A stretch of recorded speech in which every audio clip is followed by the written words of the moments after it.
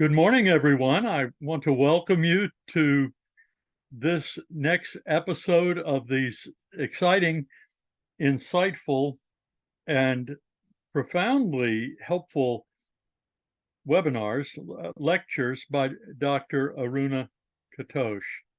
This one is entitled Connecting the Dots, How Our Ancestors Paved the Way, the Path, How Our Ancestors Paved the Path to Parenthood.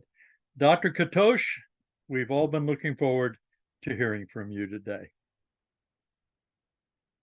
Thank you, everyone, for your presence. And this is the 8th webinar in this webinar series where we are talking about the various facts. And this is in connection to our last webinar where we talked about the path to parenthood. So when I was thinking of what should come next, so this just connected to me, and I'll talk to you why I chose this topic. So the topic for today is connecting the dot and how our ancestor paved the path to our parenthood. Is it just a myth or it has some scientific logic? So the logic says that either we can be the slave to our ancestral guidance, or we can take that as a stepping stone towards our growth. So let's explore together.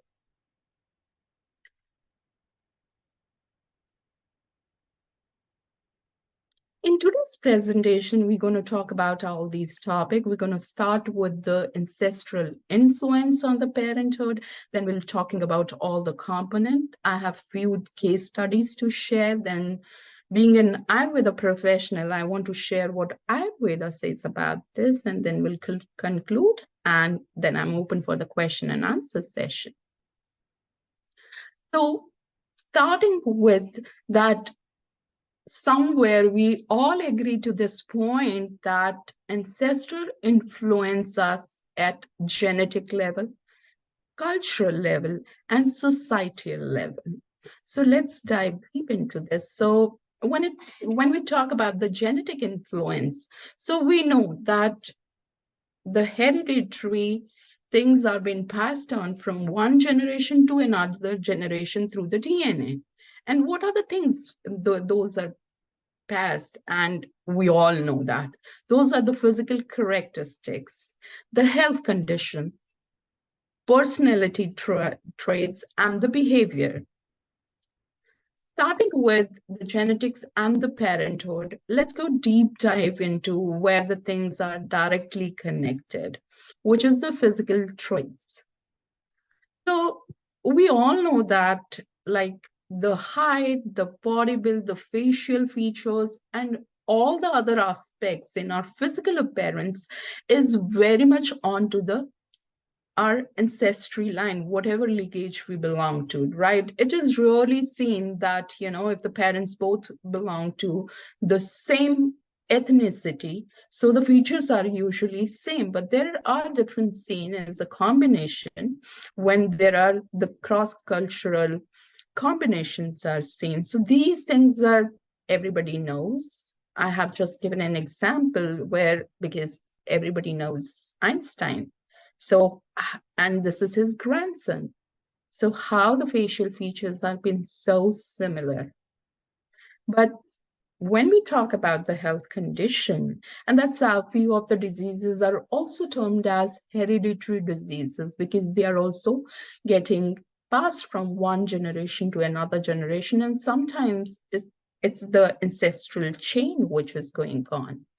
And medically, how we explain that thing, that if we consider this black part to be the non-affected part and red to be the affected part, and we can see the father is having certain things as a carrier in it, mother is having certain thing as a carrier in it, so there are probabilities of these 4 combinations, right? And these combinations most of the time come to know when the baby is born, right? There are so many investigations which we can done within the pregnancy duration in the different trimester to know about this. But yes, when we talk about any of the health condition, this is the parameter, which is nowadays is taught in the high school. So this is not a different thing. But when we talk about the psychological traits, the personality traits, they're also being influenced by the genes. Like someone is introvert, someone is extrovert, right? How open they are for the new experiences, the new adventures, right? Then the emotional response, that how the parents respond to certain things that also affect the parenting, and then your emotional response, how the response to stress. And when it comes down to behavior, this is also being transferred from one generation to another generation. First, we'll start with the parenting style because we are talking about the parenthood, right? So we need to look closely whether the parenting style is authoritative, authoritarian, or permissive, right? So research has shown the parenting style, which is more towards the warmth and discipline, means a combination of love and discipline together. This is again a genetic component. So whenever we talk about developing the boundaries, or the parents are totally lenient towards their parenting, or parents are totally strict in the parenting, this is what we are inheriting from our ancestors. When we talk about the emotional regulation, right? Because kids learn this from the parents most of the time, because science says our personality is being designed in 2 to 5 years of age. That means that time our mental faculties are not being that developed. So what is affecting us? The surroundings are affecting us, and they are helping us that how we're going to respond to certain things. So it's been seen, if the parents are emotionally resilient, they know how to cope up with the emotion, they can easily create that environment in the home, which help kids to learn that emotional regulation in them. And when this comes in a parenting, we don't know that even like our forefathers were having the similar kind of a parenting ways what we are seeing nowadays in our family, or maybe one of the generation took a step and tried to modify it. But this is again the part of the lineage which is seen unless and until one generation took some special efforts to do that. Stress response. We usually say whenever it comes down to stress techniques, we always take it to the ancient level when the stress was from where the next food is going to come, right? The survival was the main in terms of protecting yourself from the animals and the things around, and in terms of starving. So stress coping mechanism is always associated with that nowadays, because the mind somehow is taking those things, because those chains are not being breaked in between. So if these connection response to the stress is reactive or responsive, this is again something which is passing on from one generation to another generation. And why we emphasize this, that take the preconception phase as the most crucial phase in your life, because this is an opportunity for you to break the chain, what you don't want to see in the further generation or in your offsprings, or you can pass on the things which you love to have, because this is going to pass. Even if you're on autopilot mode, this will gonna pass on. So whenever we talk about the parenting style, right, so the best or the most appreciative part is where the warmth and the discipline is kept 50-50. right? So whether the kid is going to have an empathy towards the situation or compassion towards it, or that is going to react to that situation abruptly, that is going to depend how he was being treated when he was a child.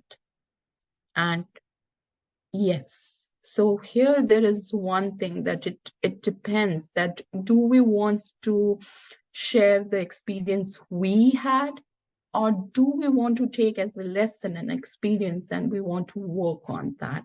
But definitely this is also another thing which is passing from one generation to another generation, how sensitive that person is. This is a big part in parenting. Social behavior. If the parents are social, right, the kid's going to be social. If the parents are introvert, they don't like to go in the social gathering, the kids has to face the same thing, right? So participating in a competition, going on a stage, and participating in extracurricular activities, these are all the different aspects of social behavior when we talk about the kids. But the thing starts when the baby is in womb. So again, this is a very important aspect because social behavior is going to directly affect our social health. So how you develop the positive relations around the people you have, that's going to affect the relationship when kid is doing the same thing in his or her social circle. Then attachment and bonding, right? In previous time, it used to be said, like, don't cuddle a lot with the kids, don't love your kids, don't pamper your kids, like, they're gonna get, like, they're gonna use the things, or they're gonna exploit these things. But now the new researchers has come, more you cuddle, more you love, more you show your bonding, like, with the kids, that kid is much more successful in personal and professional life because they know how to make the bonding and where it needs to draw the boundaries. So this is also the very important part. Risk-taking behavior, right? This is again a genetic variation. What we see that if parents love to take the risk, so then the kid will also have that kind of a tendency. If kid is trying to avoid certain kind of a risk, so we need to look back that what is causing all this. So this is again, like, it is not that you don't want to take any risk, but you are saying your kids to do that, right? It will going to come from you to your kids, and you have taken this from your ancestors or your forefathers. So these are all the behavioral aspects of the transfer. And similarly, the traumas are also being transferred from generation to generation. And there are so many researches where this thing has been seen. Now let's see, like, why this connection is so strong. Okay, the research are saying, are we having any kind of scientific foundation or the things when we talk about this? Yes. So this is always said that the womb is the crucial part, that the time the baby spending in the womb is the most crucial part in the development. Because whatever the nutrition mother is going to receive, the baby going to receive. Whatever her stress level is, they're going to impact the baby directly. Whatever exposure mother is having, baby's going to have the same. But do you know that this programming goes one step back? How? So when the mother is in the developmental phase, she is holding the cells which is going to form the future generation, right? Let me give you an example. So whenever we talk about the sperm and ovum, which is responsible for the next generation to come, right from the newborn to adult, so what is seen that when the female fetus is 5 months old in the mother's womb, she carry 2 lakh ovarian follicle cells, excuse me, which will gonna develop into the ovum. Whereas when the female baby is born, the number of these ovarian follicles reduce down to 1 lakh. And in the whole fertility period of that women, only 300 to 400 cells are being ovulated, right? And again, that depends like how much pregnancy that lady is having, depending upon the conception of the cells.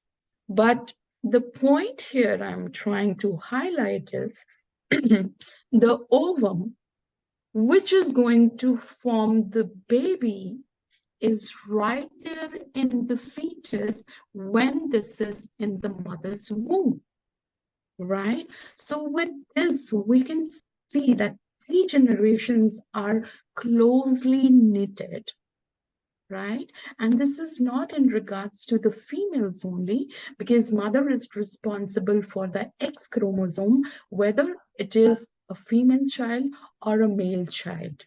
So this is a direct coordination, which is termed as maternal fetal programming. And this is a straight saying that whatever your grandma nutrition, stress level, and other things were,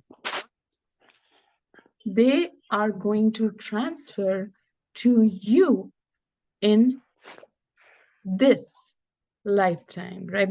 That's also impacting you, right?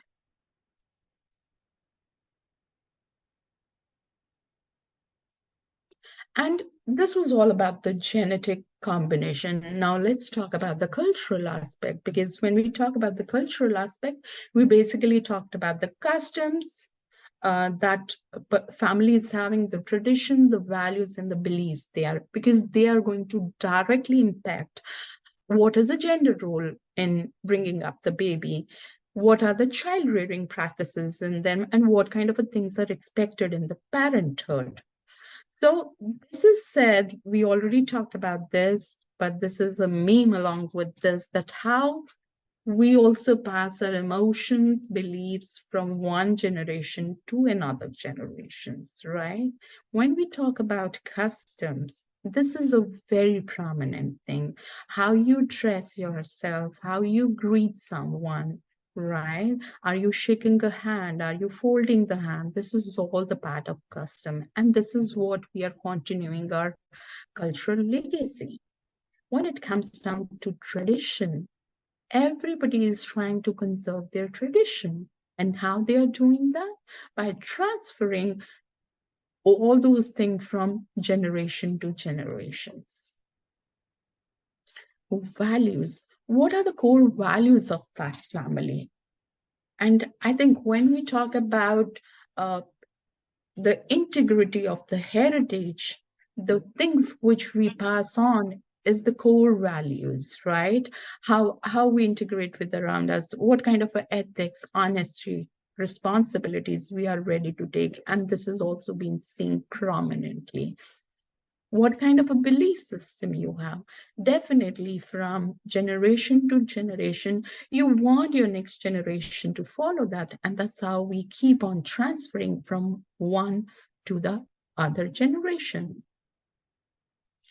And when we talk about the cultural norm, it very much sets the parental role, because there are certain society which believe in collectivism, right? That there is a saying that to to bear a baby, you need a family, right? To bringing up a family, you need a village, right? But whereas in certain cultures, you avoid people coming to you when you're having a baby, right? Especially after the pregnancy, you avoid certain period that people should not come. So it again is a part of cultural norm. And then we talk about the gender roles.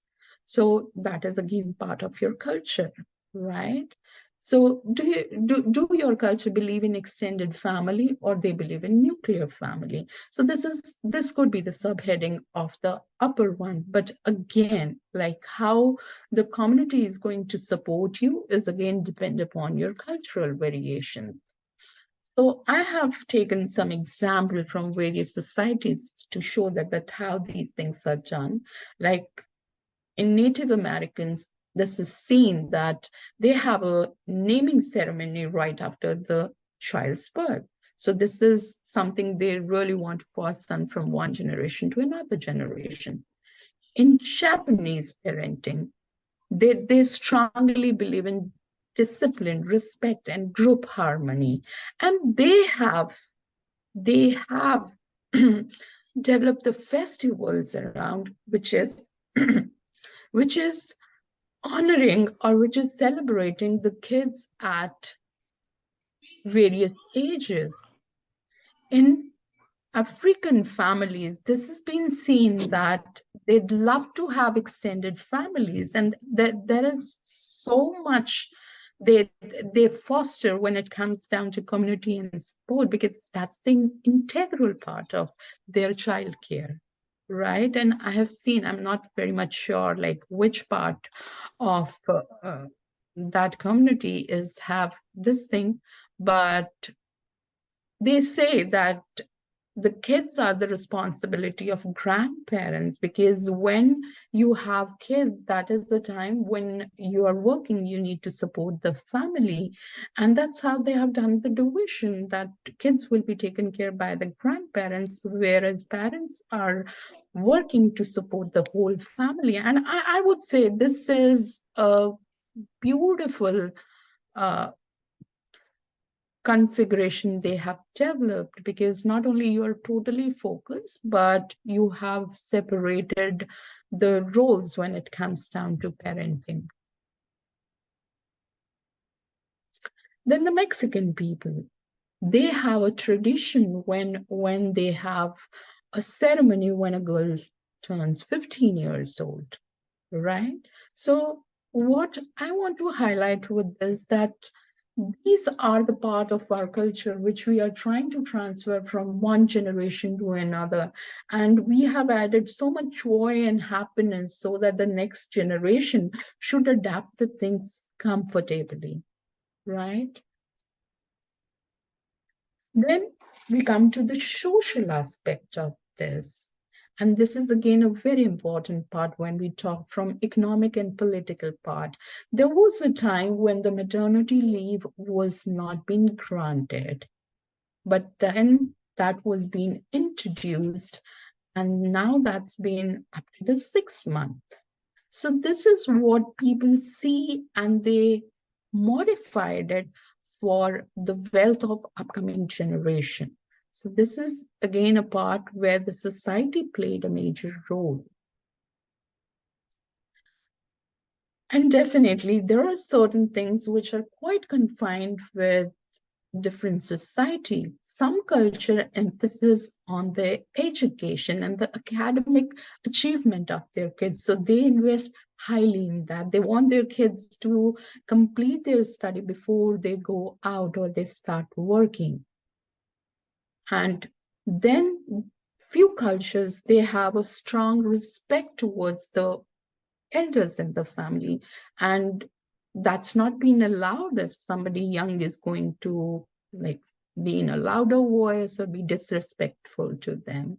And similarly comes the ceremonial part, which we discussed just now. These ceremonials also are the part of cultural and societal aspect.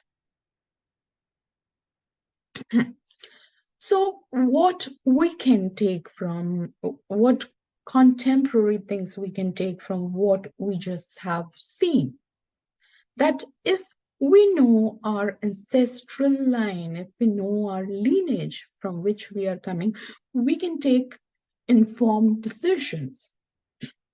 if certain kind of a disease is continuing from one to another generation, we need to think, we need to have a genetic counseling on that so we can take the informed decisions, right?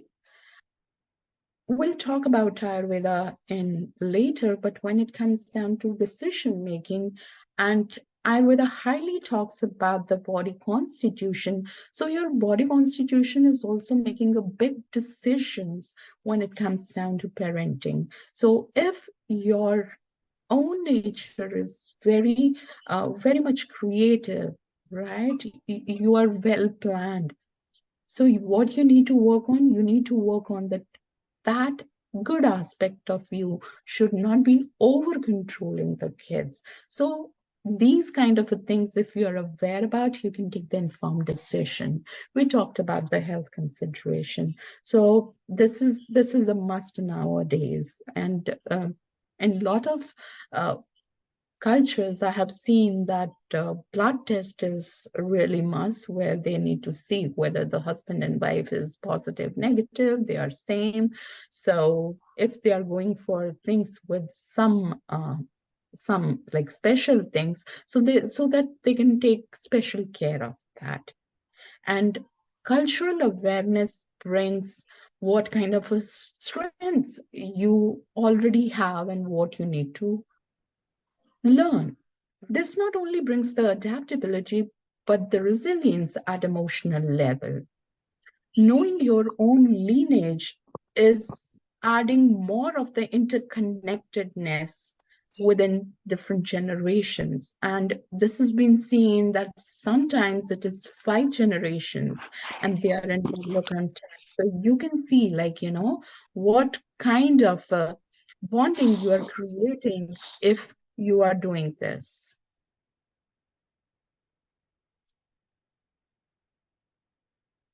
And let's talk like what kind of a case studies we can find when we talk about the ancestral connection with the parenting. I have just taken few out of them. There is one with the name of Fregmum heart study, and this background was that they wanted to see, like, how this is totally focused on heart health, that how the things has been like transferred from generation to generation. And they saw that where the heart risk factor was involved, the hypertension, cholesterol has been seen from generation to generation.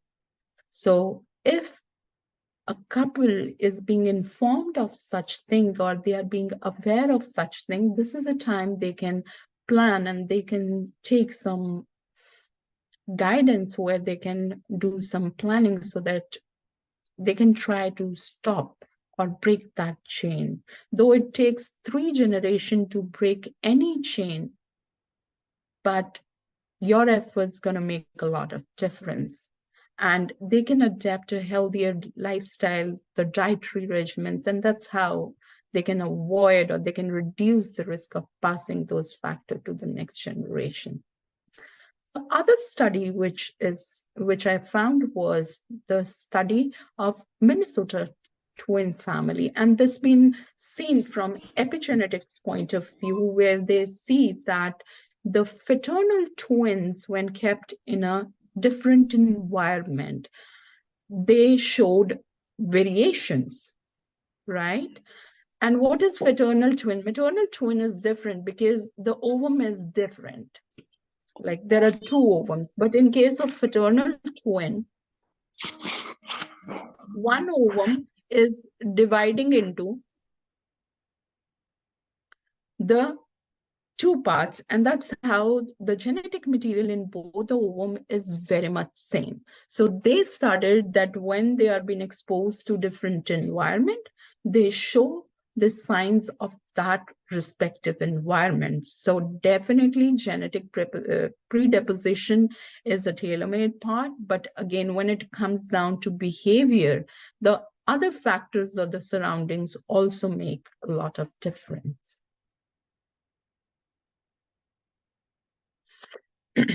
And then when we talk about the intergenerational transmission of values in practice, So this has been seen that how from one generation to another generation, not only recipes are being transferred, the parental advice is transferred, right?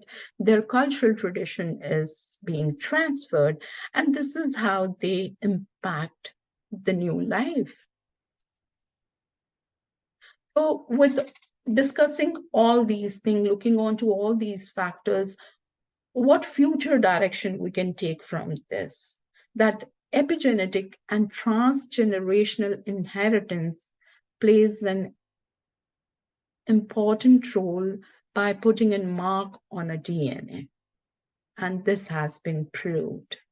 And when there is a cross-cultural connection, so you can see there, right, what you want to adapt and what you want to modify, right? And in the family where there is certain kind of a concern, genetic counseling and family planning are one of the important things which is very common nowadays.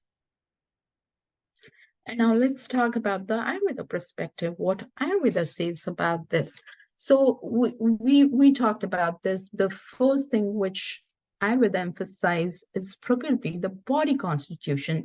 This is unique, but it also helps in inheriting the qualities, because whatever is the qualities of both the seeds, sperm and ovum, will be at the level of conception, at the time of conception, it is going to decide the body constitution or the Prakriti of the newborn. So all these things are being passed from ancestor to ancestor. So whether your body is fire dominant, whether your body is air dominant, right? This is also continuing from one generation to another generation. Then Ayurveda highly talks about the conception, and they use the term Garbhadhan and the Garbhasanskar, the prenatal care. These two things are very much highly considered in Ayurveda. They talk about the time of conception to purify yourself with different techniques. And purification here doesn't mean the purification from the hygiene point of view, but they are talking from detoxification point of view. So with this, you can balance your lifestyle, but you also balance the dominance of different elements in your body. If it's really concerning to you, so those things can be seen in this particular time. Whereas in prenatal care, the Garbhasanskar, there is another opportunity where you can inculcate so many things which you want in your baby in terms of physical, emotional, and mental health. And if you are concerned about the spiritual aspect of the baby, yes, you can work on that also in this phase. And our last webinar was all on this, that how preconception factors is going to affect the newborn's whole life.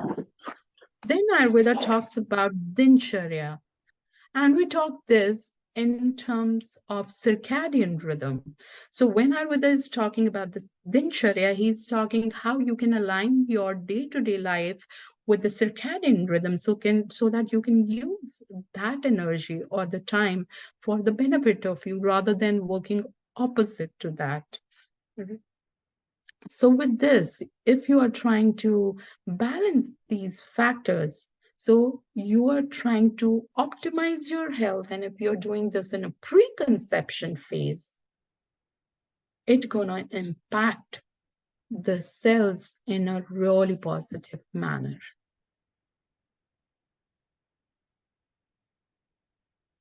Diet and nutrition. Earlier also we talked about this, that whatever dietary habits you have, whether it has been from generation to generation, you have an opportunity whether to accept it or to modify it. And it directly going to impact the physical, emotional, and mental being of this. And why I'm so confident while talking about this, there are so many researchers, but my dissertation of MD was on this topic. So I have seen myself with the case studies I have in my thesis. We talked about the emotional and mental. I'm with a huge appreciator of this, that we should focus on the emotional and mental well-being of us before we conceive, because that's going to transfer it. And yesterday I saw a really beautiful video on YouTube where it was showing that how the laugh of a mother affects the baby in womb. Like, the mother's belly was moving and the baby was also shaking. And that was a very cute impression, but that's a fact. And when it comes down to preconception care, that is again more of a cultural and traditional part, because if this is something which is prominently seen, because they give you specific food for first few days, and this varies from culture to culture. So that is a very big part when we come down, which is transferring from generation to generation. So in this whole presentation, I'm trying to give the various perspectives that how our ancestors are contributing or living through us. Because somewhere, if we are not aware of what kind of a lineage we belong to, we don't know the strengths.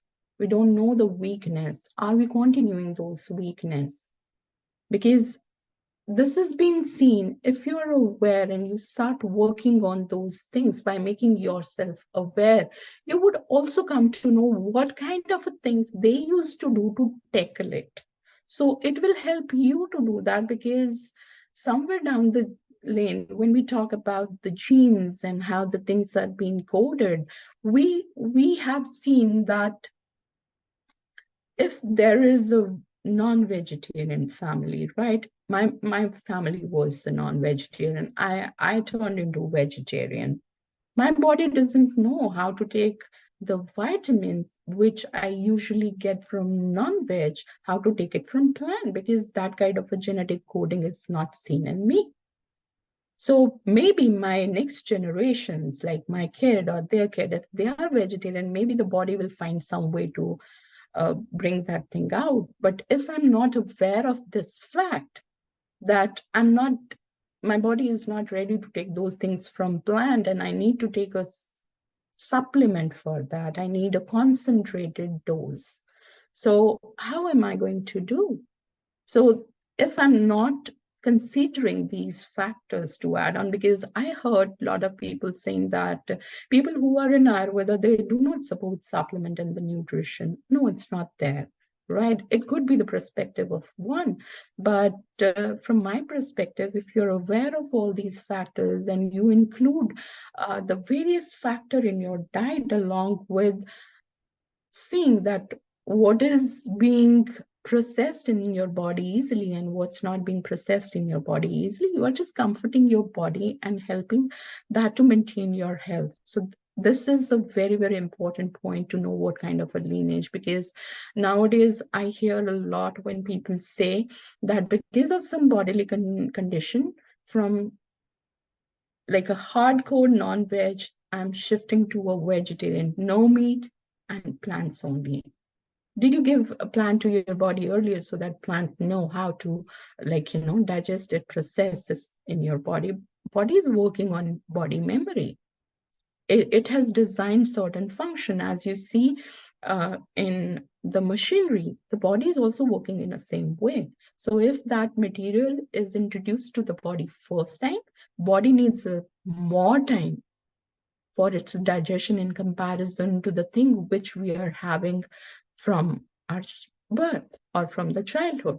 So these things are really important, and it also comes into play when we immigrate to a different country, because we need to get adapted to the environment, we need to get adapted to the food of that place, because sometimes whatever you have in your country is not easily accessible to this new country. So how you need to take a shift towards that, we need to be mindful of that. That is what I want to highlight. And let's try to summarize this thing. We saw that the generational influence is multifaceted, and we see it through genetical, cultural, societal, and the epigenetic factors. And they respond to everything from parenting style to emotional response. And the cultural richness is going to transfer very easily from one to another generation. And when we talk about the practical application of the practical aspect of this, right, we can take the help at the right time, and rather than regretting for the decisions we take, because in Ayurveda also the marriages between the sibling and the same lineage is not appreciated, because they say this lead to the genetic disorders. So Ayurveda has talked about this long back, but now it is easier. We can go for the genetic counseling, and we can take the appropriate steps at the right time. And yes, when we talk about the modern concept of this, the behavioral aspect is the most important thing, because with the time coming, what we more need is the emotional resilience and the mental health preparation before the time comes.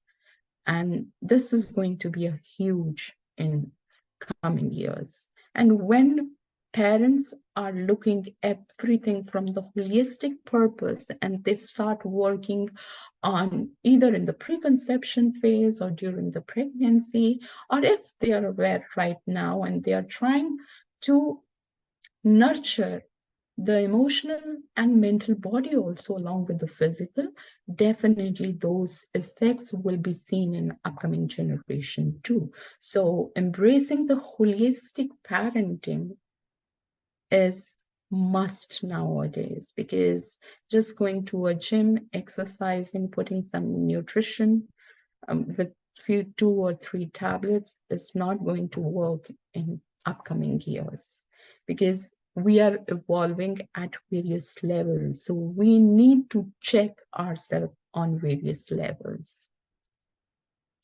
Lastly, I would like to say that embracing knowledge from the tradition and mixing it with the modernity, whatever technology we have, we can create a very special voyage in our parenting, and we can celebrate the cultural diversity, and we can enjoy the benefits of the new technology at the same time.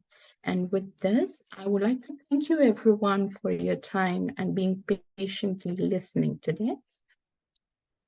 And if you think I can help you in any of the way, so these are the points where you can contact me, and I'm happy to help you. I do offer 20 to 30 minutes free consultation. Just write an email to me or contact me on my website, and we'll respond back to you. And now I would like to open for the question answer session, and I would love to answer whatever I have to your questions. Please type your questions in the chat, or I believe that you'll be enabled to unmute yourself if you raise your hand and ask the question out loud. I'll start the questioning just to get us rolling. Dr. Katosh, I was fascinated with especially the idea of generational interconnectedness as both a concept in Ayurveda and in DNA, how both traditions of science and medicine and worldview recognize that kind of interconnectedness, and how we're not powerless to create future directions. Here's my question. We heard a child. in the background. To me, that says you have credibility. Could you give us a little insight into how you have seen these principles that you've so powerfully articulated at work in your own life and family and parenting? Yes, because I did talk about my own journey towards parenthood in last webinar. So, like every step took me to a point where I have to go and look for the deeper layer of that. And when I was going through this, then I have to look for what kind of a lineage I belong to. And then I did include my ancestral component into the things. And yes, because physical health is something like we can see with the blood work. But when it comes down to the other aspects, they are not very much like visible. You need to sit down, you need to do retrospection on that, and then you go and then see like what's going on. Because in the last webinar, I did talk about the feminine and masculine energy in oneself. So whatever the lineage is going on, you don't know that that is contributing to which energy in you, whether it is adding more of the masculine energy or more of the feminine energy. So somewhere we need to come down, settle down to balance ourselves, because the baby who is coming is our responsibility. We are a medium to a new body. We are not the one who is going to control that life. But again, the purity and the cleanliness of this instrument is going to affect the quality of what we are going to put in that vessel. So this is how, like, when I talk about this, I consider all these factors, and I did for myself, and I help others to do the same. Thank you for your question. So while we're waiting, here's a follow-up to that that is even harder than the last question. As two parents are preparing for intentional, healthy conception and are making these contributions to the life of a preconceived, not only just preborn, but a preconceived child, how is it changing and affecting them so that when that child is born, they become more loving, caring, nurturing parents themselves? Is there a double edge to this sword? Yes, yes. Thank you so much, because this question takes us to, again, to explore a deeper layer of this. And for sure, the one thing which I say why it is important to work on yourself is that you want your baby to be intelligent, smart, sharp, learn very fast, and everything, right? So you don't want to work on yourself, right? So do you think if we are holding a Nokia 11 in our hand, can we think about like downloading today's technology into that? Is it possible? We need to have the latest phone to have that thing. So this body, consider your body as the phone and that baby, because you talk about the conceiving it. So this is a software, right? Nowadays, because of the technology, thing becomes so easier. Wi-Fi, we don't see Wi-Fi around. This is one instrument lying on the one side of your house, and it's connecting everything. So in the universe also, what kind of a modem we are going to having the things attracted to us accordingly. So the law of attraction is one part. But again, like, if you don't know how to regulate yourself, if you are reacting to everything, right? You are putting everything in your body, right? So that body is going to work itself. Like, there is no responsibility of you, what you are putting, but body has to take a responsibility to work on it. So whatever you are doing to yourself, because this has been said that women's body takes the time for detoxification when the menstruation is going on, but when the baby is being conceived, it is again a high opportunity for the body to detox. If you're not using the clean products, if your food is full of chemicals and preservative because of the packed and frozen food, if you're just putting on everything from the market, right? Because it's been on social media or on like some kind of a media, right? And you're not being aware like what you're using. Your body is just a field where you are putting all the things as a trash on it. So what kind of a plant you expect out of that? So definitely this is a two-sided sword. You can use it anyways, to nurture it or to cut it. But don't blame the kids who is coming to your life for the things. You set the path for that.